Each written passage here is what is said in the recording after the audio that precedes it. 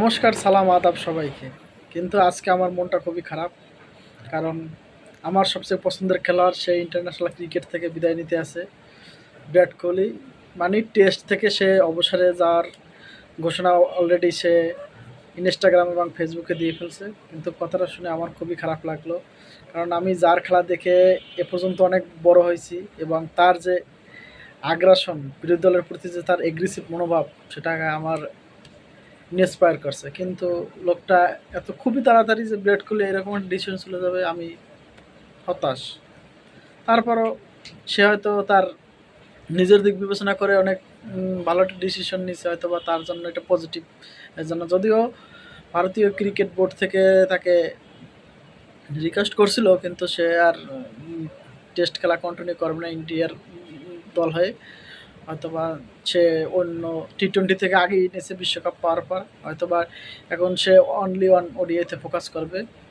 বিরাট কোহলির খেলা, তার খেলার অন্যরকম একটা থাকে, আমেজ থাকে। তার অ্যাগ্রেশন, তার ফিল্ডিং সব কিছুই মানে সেই। কিন্তু লোকটা এত তাড়াতাড়ি ফিটনেস অনেক ভালো, কিন্তু তারপরে যে সে খেলাটা সে অবসর নেবে, হয়তোবা তার তার ডিসিশন তার ফ্যামিলি থেকে হয়তোবা তার সব কিছু বিবেচনা করেই নিছে।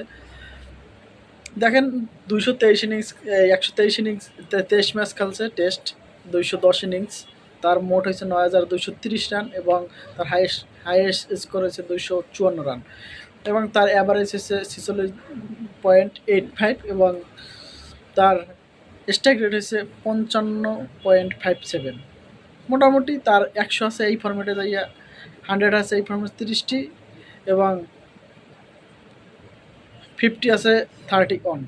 মোটামুটি ভালোই। এবং এই লোকটা এই সময় যে খুবই আমার মন থেকে কষ্ট দিতেছে। এই জন্য পারলাম না আপনাদের কোনো হাসাইতে, ফানি কোনো কন্টেন্ট না। কিন্তু বিরাট কোহলির যখন আমি অবসরের কথা শুনছি, আমি খুবই ব্যথিত হয়েছি এবং আমার মনটা ভেঙে গেছে। ক্রিকেটের প্রতি যে একটা আবেগ, এই আবেগের আরেক নাম হয়েছে কিং কোহলি। কিন্তু কিং কোহলি চলে যাওয়া নিয়ে আমার খুবই কষ্ট লাগছে।